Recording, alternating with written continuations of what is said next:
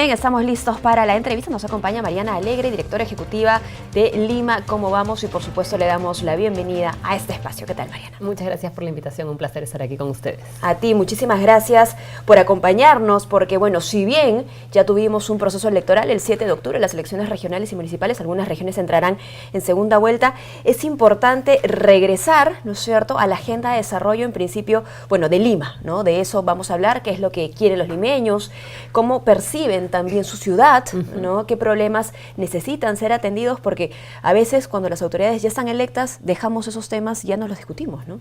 Estamos a la espera nomás. No, así es, y además creo que es importante entender que la responsabilidad de una buena ciudad recae en las autoridades definitivamente, pero también en los ciudadanos. Y es ahí donde podemos articular una serie de acciones individuales y colectivas para justamente vivir mejor, que es lo que todos queremos, ¿no? Ahora, Lima Cómo Vamos es un observatorio ciudadano independiente. Así es. ¿No es cierto? En ese sentido, ustedes tienen diferentes estrategias y líneas de acción. ¿Cuáles son? Sí, básicamente nosotros promovemos evidencia y conocimiento para que se puedan tomar buenas decisiones desde la política pública y también desde la práctica privada, y por supuesto también que se informen los ciudadanos y los medios de comunicación y aquellas otras organizaciones que están promoviendo distintas agendas. Lo hacemos a través de principalmente una encuesta de percepción que presentamos todos los años.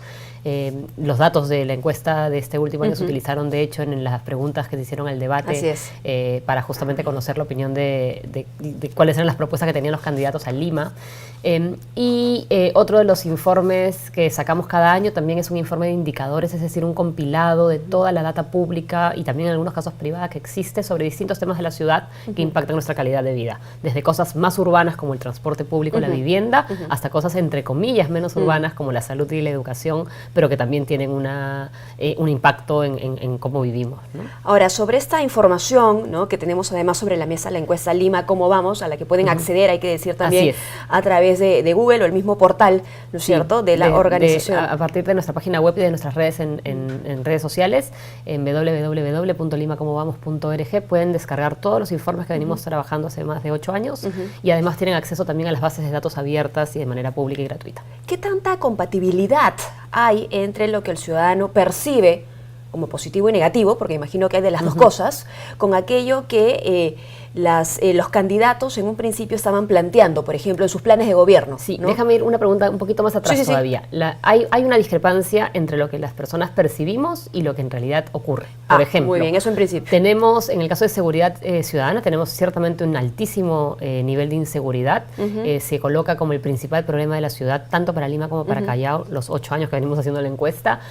Sin embargo, cuando preguntamos en función de la victimización, es decir, cuántos incidentes delictivos se ha tenido en el último año, y en función de eso, ahí el porcentaje baja muchísimo, con lo cual tenemos bastante más miedo que en realidad incidentes delictivos. Eso no significa que no tengamos que atender ni los incidentes delictivos, ni reducir, por supuesto, y que no exista delincuencia en nuestra ciudad. No, en absoluto, la hay, pero creo que es interesante ver justamente cómo a partir de algunas percepciones también nosotros construimos nuestras decisiones. Entonces, si tenemos miedo porque creemos que nos van a robar o porque estamos viendo que están robando, vamos a decidir de repente no salir a la calle o ir en una hora que no sea de noche. Ahora, ¿cómo se construye también esa percepción? ¿No es cierto? Porque este miedo que se siente, que no es, digamos, compatible exactamente con la realidad que vivimos, viene seguramente por la información. Viene por la información, ciertamente el rol de los medios de comunicación es importante, pero ahora en particular la información que tenemos todavía más cercana tiene que ver con las redes sociales. Entonces, si antes había un pequeño robo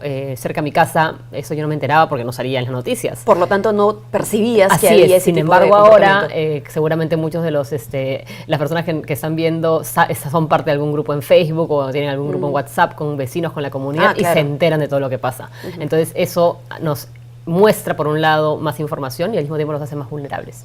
Muy bien, bueno, eso en principio. Ahora, yendo con lo que te consultaba, ¿no es cierto?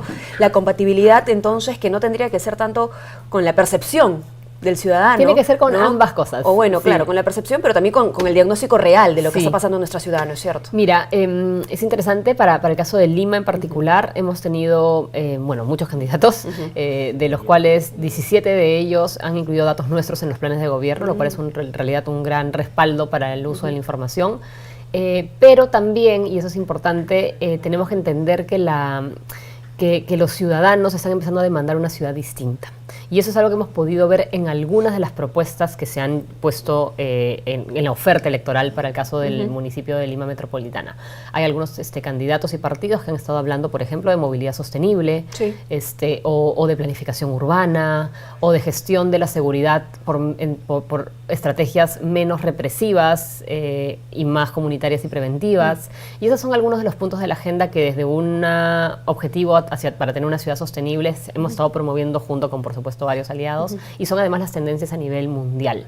Ahora, dentro de este grupo de candidatos que proponen estas cosas hay algunos que se los toman más en serio y que tienen pues proyectos que tienen sentido en función de eso. Que no son solo parte del discurso. Así es, y en otros casos es parte del discurso.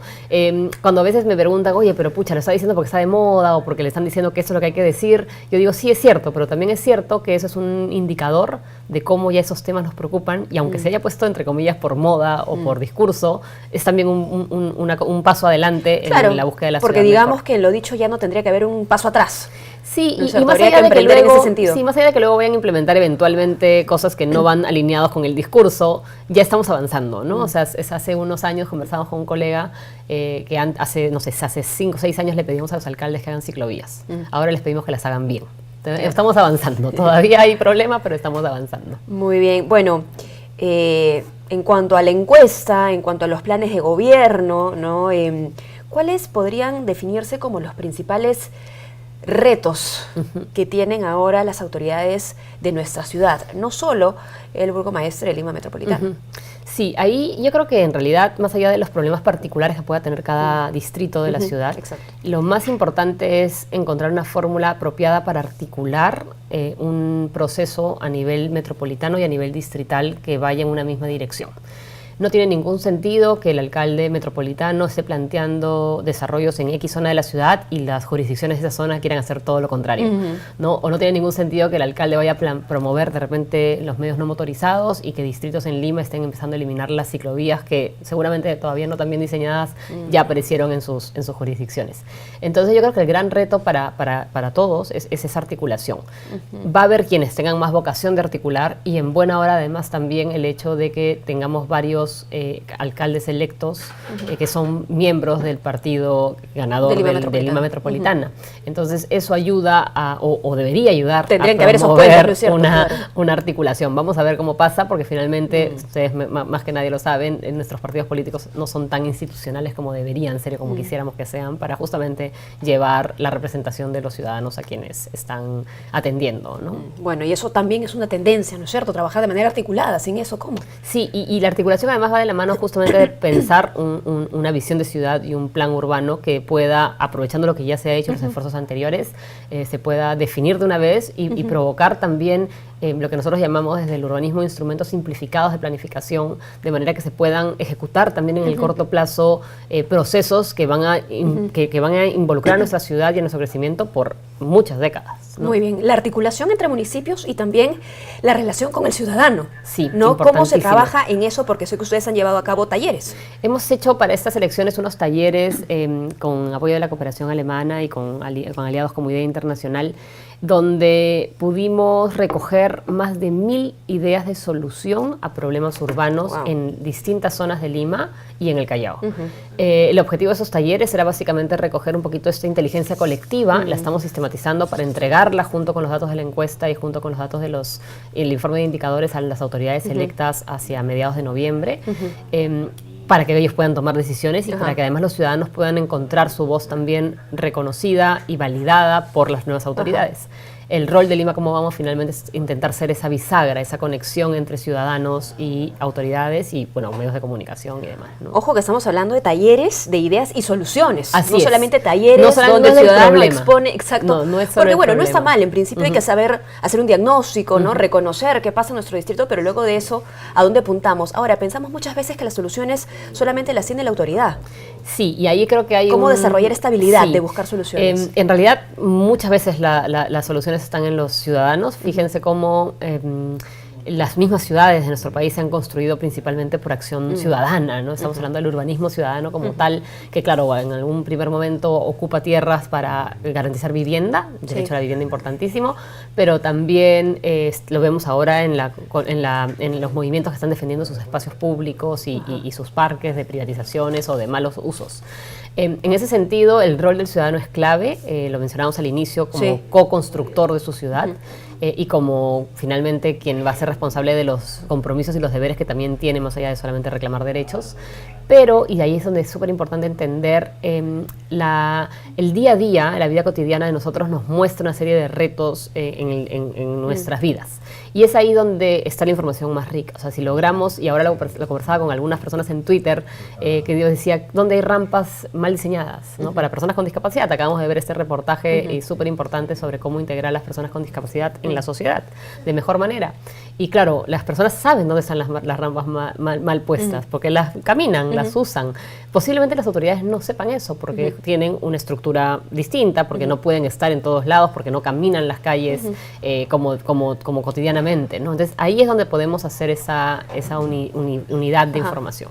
En tu experiencia como directora a cargo de Lima Cómo Vamos, hay que trabajar aún mucho más en mover justamente voluntades, es decir, en algo tan sencillo, ¿no? Como que el ciudadano comparta esta información con la que cuenta en su día a día. Sí, y yo creo que en verdad el ciudadano la intenta compartir, pero ante no recibir justamente respuesta por parte de las autoridades se decepcionan. Es un poco el modelo de la denuncia por un delito, o sea, no denunciamos porque sabemos que no va a ser efectivo la denuncia por un celular robado, por una cartera arranchada, digamos. Sin embargo, creo que cuando se empieza a construir confianza con las autoridades, esos canales se abren más y yo en verdad, antes que llamar a los ciudadanos a que sigan compartiendo la información, que ya lo hacen y que seguramente lo harán más, llamaría a las autoridades a que escuchen a sus vecinos. Muy bien, bueno, nos quedan un par de minutos. Nada más, no quisiera finalizar sin que nos cuentes brevemente también sobre los proyectos que ustedes ejecutan, ¿no? Porque no solamente teoría, no solamente los insumos de investigación, que son muy importantes, y la base y el respaldo para el desarrollo futuro de nuestra ciudad, sino también proyectos como Ocupa tu Calle. Sí, tenemos este proyecto lindo que se llama Ocupa tu Calle, que lo que hace es justamente recuperar espacios públicos de la ciudad y de las ciudades del país y también de Latinoamérica, porque estamos con este proyecto traspasando las fronteras nacionales para hacer de la ciudad una ciudad más humana. Ahora, nosotros no somos el reemplazo de la municipalidad, no construimos un parque en representación de ella, al contrario, lo que hacemos es provocar transformaciones del espacio físico, pero también, y sobre todo lo más importante, transformar lo que piensa la gente. Decía, antes uno decía, oye, ¿sabes qué? Acá voy a poner unas rejas porque no quiero que nadie use mi parque. O sea, eso es lo que queremos cambiar, o sea, entender que los espacios públicos son bienes comunes, que es justamente el espacio y donde están las oportunidades para que todo pase. Entonces, ¿qué más rico que tener una ciudad con buenos espacios públicos que nos permita caminar, sentarnos, estar, conocernos? Y en ese sentido creemos que este proyecto está ayudando a promover ese tipo de prácticas. Y para buena noticia, porque finalmente un proyecto pues tiene un impacto pequeño en función de su presupuesto y del equipo chiquito que trabaja con nosotros, es que 4 distritos en Lima han implementado de alguna manera políticas públicas en esa línea, entre ellos Miraflores, con lo cual esperamos que ahora se pueda llevar una de nuestras experiencias, que es el de camino de la ruta segura al colegio, que se hizo con una institución que se llama Aula, y llevarlo para corregir otras intersecciones a nivel metrópoli. Muy bien, acción ciudadana, ¿no es cierto? Conciencia de la comunidad, respaldo de las autoridades para finalmente generar una ciudad distinta. Muchísimas gracias. Gracias a ustedes. Mariana, por habernos acompañado. ¿Dónde pueden encontrar más información nuestros oyentes si quisieran de repente ser parte de los talleres, de futuras iniciativas? Sí, por supuesto, son todos bienvenidos. Tenemos el portal web www.limacomobamos.org, tenemos página en Facebook y también tenemos para Ocupa tu Calle el www.ocupatucalle.org con un programa fantástico para voluntarios en todo Lima y a nivel nacional también. Muy bien, muchísimas gracias. Mariana Alegre, directora ejecutiva de Lima Cómo Vamos. Con ella cerramos el bloque de elecciones regionales y municipales.